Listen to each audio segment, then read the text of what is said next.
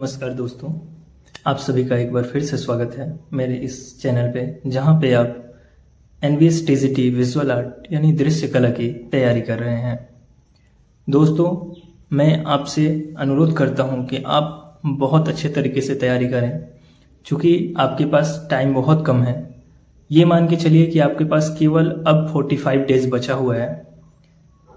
Means अगस्त तक का आप टाइम मान के चलिए, क्योंकि सितंबर में आपका एग्ज़ाम होने वाला है और अभी NVS का फॉर्म 15 जुलाई से स्टार्ट होने वाला है। तो आप साइट को भी विजिट करते रहें कि जैसे फॉर्म आता है आप फॉर्म फिलअप करें और तैयारी बहुत ईमानदारी से करें, क्योंकि केवल 45 डेज अगर आप अच्छे तरीके से मेहनत कर लेते हैं तो उम्मीद है कि आप इस एग्ज़ाम को अच्छे तरीके से क्वालिफाई कर जाएंगे। तो इसी आशा के साथ हम आगे बढ़ रहे हैं और पिछले अध्याय में जो क्वेश्चन हमारा बचा हुआ है उसको आज हम पूरा करने जा रहे हैं, जिस अध्याय का नाम है बौद्ध, जैन एवं हिंदू कला का विस्तार, जिसमें हम मौर्यन काल से लेकर गुप्ता काल तक यानी गुप्ता पीरियड तक देख रहे हैं। तो चलिए आज का स्टार्ट कर रहे हैं क्वेश्चन नंबर 96 से, क्योंकि हमने पिछले क्लास तक 95 नंबर क्वेश्चन तक किया है। तो जो लोग अगर इससे पहले के वीडियो नहीं देखे हैं वो पिछले वीडियो में जाके देख सकते हैं। पिछले 7 वीडियोस अपलोड हो चुके हैं। तो चलिए हम चलते हैं आज के क्वेश्चन पे। तो आज का ये पहला क्वेश्चन यानी क्वेश्चन नंबर 96, बिना सिर की सम्राट कनिष्क की मूर्ति किस काल की है? तो इसका राइट आंसर हो जाएगा ऑप्शन नंबर 2, द्वितीय शताब्दी। बिना सिर की सम्राट कनिष्क की मूर्ति किस काल की है? नेक्स्ट क्वेश्चन है क्वेश्चन नंबर 97, मथुरा शैली में गणेश जी की प्रतिमा किस रूप में प्राप्त हुई है?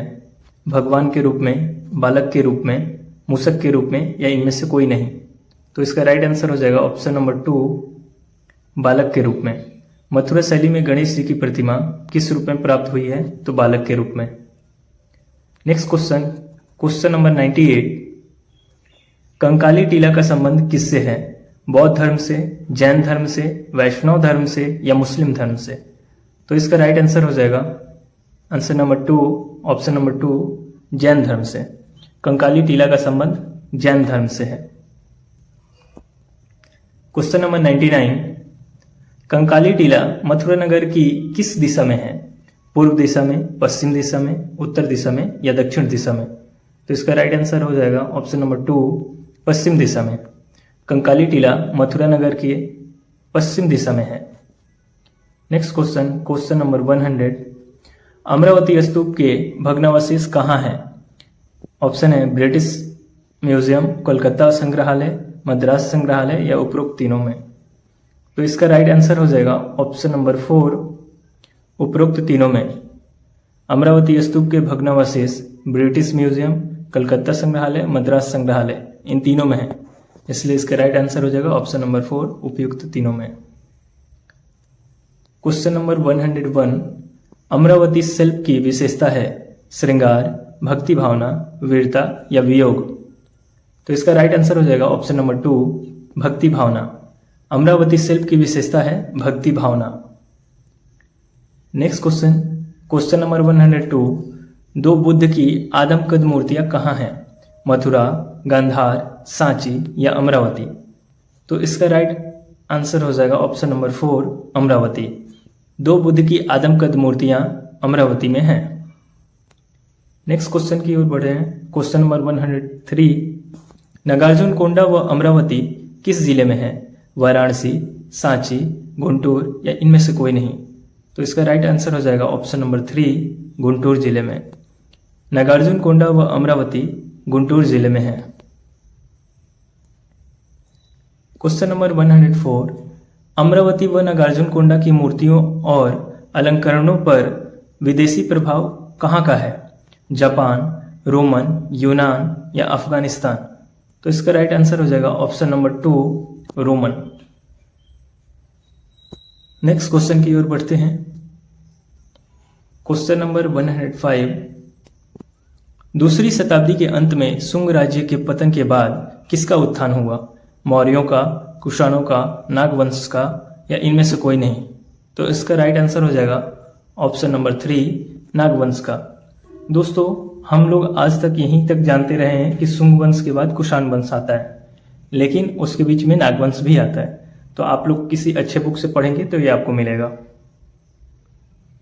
दूसरी शताब्दी के अंत में शुंग राज्य के पतन के बाद किसका उत्थान हुआ?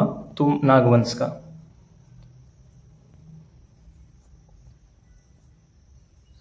नेक्स्ट क्वेश्चन है क्वेश्चन नंबर 106।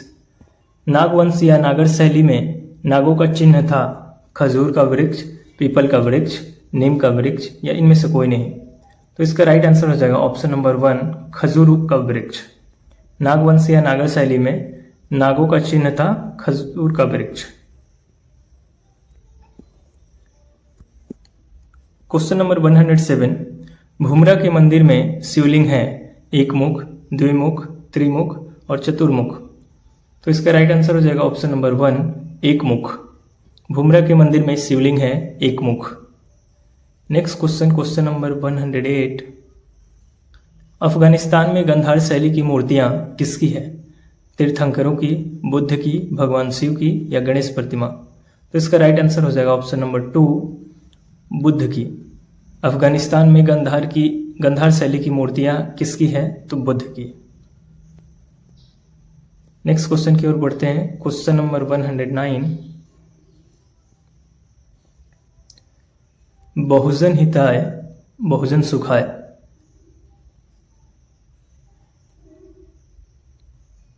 बहुजन हिताय बहुजन सुखाय की प्रवृत्ति से उपजे बौद्ध धर्म का प्रचार प्रसार देश विदेशों में हुआ। अल्प अवधि में लोकप्रियता का कारण था सर्वानुभूति प्रेम, लोक भाषा को स्वीकारा, समानता या आदर्श नेतृत्व। तो इसका राइट आंसर हो जाएगा ऑप्शन नंबर 4 आदर्श नेतृत्व। बहुजन हिताय बहुजन सुखाय की प्रवृत्ति से उपजे बौद्ध धर्म का प्रचार प्रसार देश विदेशों में हुआ। अल्प अवधि में लोकप्रियता का कारण था आदर्श नेतृत्व। Next question number 110। गुप्त वंश का नामकरण किस पर हुआ? राजा या व्यक्ति के नाम पर, स्थान के नाम पर, देवता के नाम पर या उपरोक्त में से कोई नहीं। तो इसका राइट आंसर हो जाएगा ऑप्शन नंबर 1 राजा या व्यक्ति के नाम पर। गुप्त वंश का नामकरण किस पर हुआ? तो राजा या व्यक्ति के नाम पर। Next question number 111। भारतीय संस्कृति के इतिहास में गुप्त वंश का शासनकाल कहा जाता है? शांतिप्रिय युग, दुर्भाग्यपूर्ण युग, युद्ध काल या स्वर्णिम युग। तो इसका राइट आंसर हो जाएगा ऑप्शन नंबर 4 स्वर्णिम युग। भारतीय संस्कृति के इतिहास में गुप्त वंश या गुप्त काल का शासनकाल कहा जाता है स्वर्णिम युग। Next question number 112। गुप्त काल में साहित्य समाज के साथ किसका अप्रत्याशित विकास हुआ? काव्य ग्रंथों का, स्थापत्य का, औजारों के प्रयोग का या कला का। तो इसका राइट आंसर हो जाएगा ऑप्शन नंबर 3 औजारों के प्रयोग का। गुप्त काल में साहित्य समाज के साथ किसका अप्रत्याशित विकास हुआ? तो काव्य ग्रंथों का, स्थापत्य का, औजारों के प्रयोग का या कला का। तो इसका राइट आंसर है औजारों के प्रयोग का। नेक्स्ट क्वेश्चन की ओर बढ़ते हैं क्वेश्चन नंबर 113। स्तूप, तोरण, वेदिका एवं मूर्तियों की रचना में बहुलता से किसका प्रयोग हुआ है? लोहा, पाषाण, तांबा या लकड़ी। तो इसका राइट आंसर हो जाएगा ऑप्शन नंबर 2 पाषाण। स्तूप, तोरण, वेदिका एवं मूर्तियों की रचना में बहुलता से किसका प्रयोग हुआ है? तो पाषाण यानी पत्थर का। पत्थर से ये सभी बने हैं। Question number 114। संयम के साथ रूप का समन्वय किस शैली की विशेषता है? मौर्य, गुप्त, कुषाण व शुंग। तो इसका राइट आंसर हो जाएगा ऑप्शन नंबर 2 गुप्ता काल की है।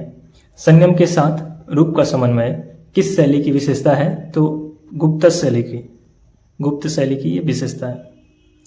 Question number 115। कवि कालिदास जैसे महान कवि का संबंध किस काल से है? मौर्य काल, शुंग काल, कुषाण काल या गुप्त काल। तो इसका राइट आंसर हो जाएगा ऑप्शन नंबर 4 गुप्त काल। कवि कालिदास जैसे महान कवि का संबंध गुप्त काल से है। Next question number 116। Chandragupta Vikramaditya किसके पुत्र थे? कुमारगुप्त, स्कंदगुप्त, समुद्रगुप्त या इनमें से कोई नहीं? तो इसका राइट आंसर हो जाएगा ऑप्शन नंबर 3 समुद्रगुप्त। चंद्रगुप्त विक्रमादित्य समुद्रगुप्त के पुत्र थे। नेक्स्ट क्वेश्चन नंबर 117, नालंदा विश्वविद्यालय की स्थापना किसने कराई? चंद्रगुप्त, समुद्रगुप्त, स्कंदगुप्त या कुमारगुप्त? तो इसका राइट आंसर हो जाएगा ऑप्शन नंबर 4 कुमारगुप्त। नालंदा विश्वविद्यालय की स्थापना किसने कराई? कुमारगुप्त ने। नेक्स्ट क्वेश्चन 118, स्कंदगुप्त के पिता का नाम क्या था? चंद्रगुप्त, कुमारगुप्त, समुद्रगुप्त या इनमें से कोई नहीं? तो इसका राइट आंसर होगा ऑप्शन नंबर 2 कुमारगुप्त। स्कंदगुप्त के पिता का नाम कुमारगुप्त था। क्वेश्चन नंबर 119, धर्मचक्र प्रवर्तन की मुद्रा शिल्प किस काल की है? या ये कहें कि धर्मचक्र प्रवर्तन की मूर्ति शिल्प किस काल की है? शुंग काल, मौर्य काल, गुप्त काल या कुषाण काल? तो इसका राइट आंसर हो जाएगा ऑप्शन नंबर 3 गुप्त काल। यहां जस्ट ये थोड़ा सा घुमा के क्वेश्चन को ट्विस्ट करके दिया है कि धर्मचक्र प्रवर्तन की मुद्रा शिल्प किस काल की है। तो इसमें इंसान थोड़ा कंफ्यूज हो जाएगा, जबकि ये पूछा जा रहा है कि धर्मचक्र प्रवर्तन मूर्ति जो है वो किस काल की है। तो मुद्रा शिल्प यहां देख करके थोड़ा सा कंफ्यूजन कर रहा है। शिल्प का मतलब भी मूर्ति ही होता है, तो यहां कंफ्यूज नहीं होना है, ध्यान रखना है क्वेश्चन को। धर्मचक्र प्रवर्तन की मुद्रा शिल्प किस काल की है? तो गुप्त काल की है। क्वेश्चन नंबर 120, अलंकृत प्रभामंडल किस काल में बना है? गुप्त काल, मौर्य काल, शुंग काल या कुषाण काल? तो इसका राइट आंसर हो जाएगा ऑप्शन नंबर 1 गुप्त काल। अलंकृत प्रभामंडल किस काल की है? तो गुप्त काल की है। नेक्स्ट क्वेश्चन नंबर 121, धर्मचक्र प्रवर्तन बुद्ध की बैठी हुई प्रतिमा कहाँ है? मथुरा संग्रहालय, सारनाथ संग्रहालय, कलकत्ता संग्रहालय या मद्रास संग्रहालय? तो इसका राइट आंसर हो जाएगा ऑप्शन नंबर 2 सारनाथ संग्रहालय। धर्मचक्र प्रवर्तन बुद्ध की बैठी हुई प्रतिमा कहाँ है? सारनाथ संग्रहालय में। नेक्स्ट क्वेश्चन नंबर 122, धर्मचक्र प्रवर्तन मूर्ति की ऊंचाई कितनी है? 3 feet 8 inch, 4 feet 2 inch, 5 feet 3 inch, 6 feet 8 inch? तो इसका राइट आंसर हो जाएगा ऑप्शन नंबर 3 5 फीट 3 इंच। धर्मचक्र प्रवर्तन मूर्ति की ऊंचाई 5 फीट 3 इंच है। क्वेश्चन नंबर 123, सारनाथ में बोधिसत्व अवलोकितेश्वर प्रतिमा की ऊंचाई कितनी है? 3.5 फीट, 4.5 फीट, 5.5 फीट या 6.5 फीट? तो इसका राइट आंसर हो जाएगा ऑप्शन नंबर 2 4.5 फीट। सारनाथ में बोधिसत्व अवलोकितेश्वर की प्रतिमा की ऊंचाई 4.5 फीट है। नेक्स्ट क्वेश्चन नंबर 124, कला भवन काशी में रखी कार्तिकेय की प्रतिमा किस काल की है? ऑप्शन है मौर्य काल, शुंग काल, गुप्त या कुषाण? तो इसका राइट आंसर हो जाएगा ऑप्शन नंबर 3 गुप्त काल की है। कला भवन काशी में रखी कार्तिकेय की प्रतिमा गुप्त काल की है। नेक्स्ट क्वेश्चन नंबर 125, गुप्त काल में बनी कार्तिकेय की प्रतिमा का प्रभामंडल कैसा है? सादा, अलंकृत, मोरपंख या इनमें से कोई नहीं? तो इसका राइट आंसर हो जाएगा ऑप्शन नंबर 3 मोरपंख। गुप्त काल में बनी कार्तिकेय की प्रतिमा का प्रभामंडल मोरपंख से बना हुआ है, मीन्स मोरपंख के डिजाइन में बना हुआ है। क्वेश्चन नंबर 126, गुप्त काल में निर्मित देवगढ़ के दशावतार विष्णु मंदिर में किसकी प्रतिमा है? शेष साई विष्णु की, दशावतार विष्णु की, विष्णु के आदर्शवादी मुद्रा या इनमें से कोई नहीं? तो इसका राइट आंसर हो जाएगा ऑप्शन नंबर 1 शेष साई विष्णु की। गुप्त काल में निर्मित देवगढ़ के दशावतार विष्णु मंदिर में किसकी प्रतिमा है? शेष साई विष्णु की। क्वेश्चन नंबर 127, देवगढ़ से प्राप्त नर और नारायण का अर्धचित्र किस शताब्दी का है? पहली शताब्दी, तीसरी शताब्दी, छठी शताब्दी एवं सातवीं शताब्दी। तो इसका राइट आंसर हो जाएगा ऑप्शन नंबर 3, छठी शताब्दी। देवगढ़ से प्राप्त नर और नारायण का अर्धचित्र किस शताब्दी का है? तो छठी शताब्दी। Next question, question number 128।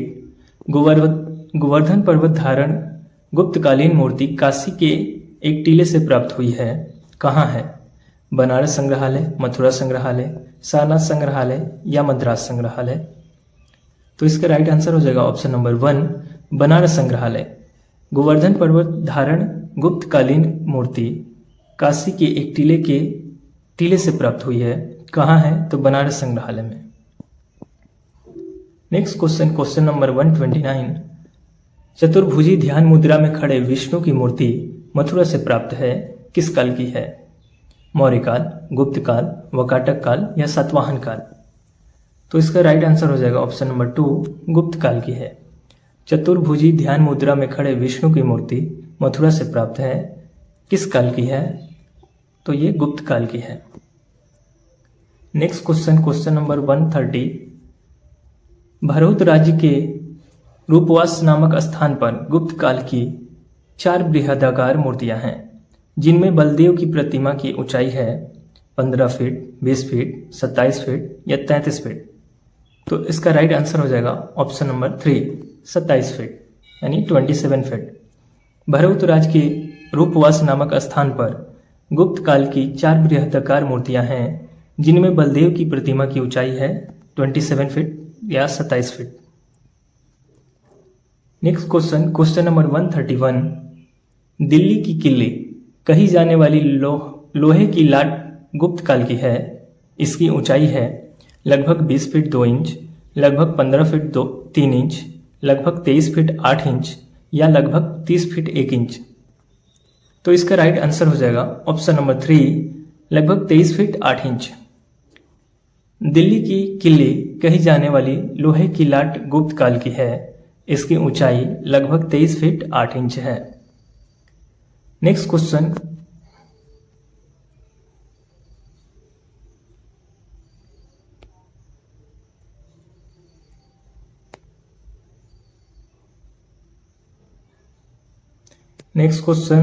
Question number 132। Jain तीर्थंकरों के वक्ष स्थल पर बना रहता है कमल पुष्प, श्रीवत्स, ओम या चक्र। तो इसका राइट आंसर हो जाएगा ऑप्शन नंबर 2, श्रीवत्स।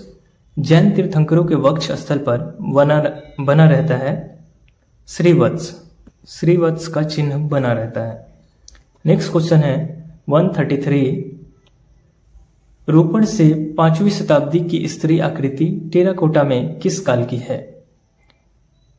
यह रूपण लिखा हुआ है, तो इसको रूपण कहिए या रोपण कहिए, ये एक जगह का नाम है। तो रूपण से 5वीं शताब्दी की स्त्री आकृतियां टेराकोटा में किस काल की है? मौर्य, शुंग काल, गुप्त काल या कुषाण काल। तो इसका राइट आंसर हो जाएगा ऑप्शन नंबर 3, गुप्त काल। रूपण से 5वीं शताब्दी की स्त्री आकृतियां टेराकोटा में हैं। टेराकोटा में किस काल की है? तो ये गुप्त काल की है। Next question, question number 134। Kanishka किस वंश का सम्राट था? गुप्त वंश, कुषाण वंश, मौर्य वंश या इनमें से कोई नहीं। तो इसका राइट आंसर हो जाएगा ऑप्शन नंबर 2, कुषाण वंश। कनिष्क कुषाण वंश का सम्राट था। ये बहुत इजी क्वेश्चन था, जैसे कि आप लोग पढ़ चुके हैं पहले भी। नेक्स्ट क्वेश्चन है क्वेश्चन नंबर 135। सारनाथ के 4 सिंह किसके प्रतीक माने गए हैं? 4 राजाओं के, 4 दिशाओं के, 4 युगों के या इनमें से कोई नहीं।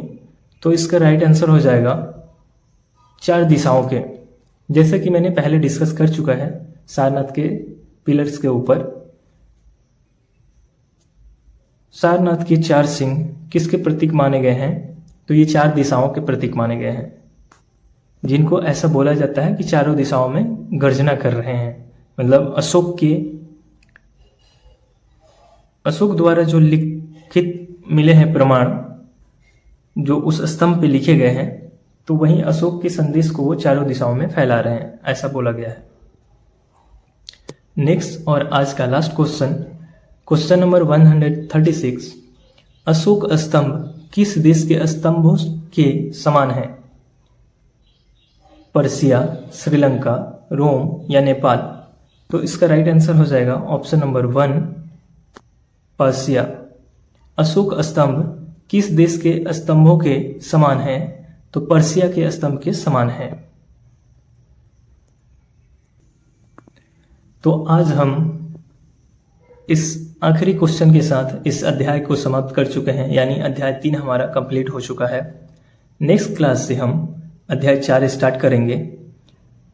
तो मुझे उम्मीद है कि आप लोग अच्छी तरीके से तैयारी कर रहे होंगे। और एक खुशखबरी ये है कि नेट का जो री एग्ज़ाम होने वाला था वो कैंसिल हो चुका है, क्योंकि जो चेकिंग चल रही थी कि ये पेपर लीक हुआ है या नहीं, तो उसको ऐसा पाया गया है कि वो लीक नहीं हुआ था पेपर, तो इसलिए ये री एग्ज़ाम कैंसिल हो चुका है और हो सकता है कि वो पिछले एग्ज़ाम पे ही रिजल्ट बनेगा। तो दोस्तों आप एक बार नेट की साइट पर विजिट करें, और जो लोग न्यूज़पेपर देखते होंगे उनको ये न्यूज़ मिल चुका होगा। तो आप सबके लिए खुशखबरी है जो लोग नेट का एग्ज़ाम दिए थे। तो अब कुल मिला के आपके पास जो भी टाइम है उस टाइम को यूज़ कीजिए और पूरे जोश के साथ एनवीएस की तैयारी कीजिए, क्योंकि टाइम कम है तो फुल टाइम देकर के तैयारी कीजिए और मुझे पूरा उम्मीद है कि आप इस बार ज़रूर पास करेंगे। तो चलिए इसी के साथ आज के इस लेसन को हम यहीं ख़त्म कर रहे हैं, यहीं एंड कर रहे हैं, और नेक्स्ट लेसन के साथ हम आपसे फिर मुखातिब होंगे। तब तक के लिए धन्यवाद। जय हिंद, जय भारत।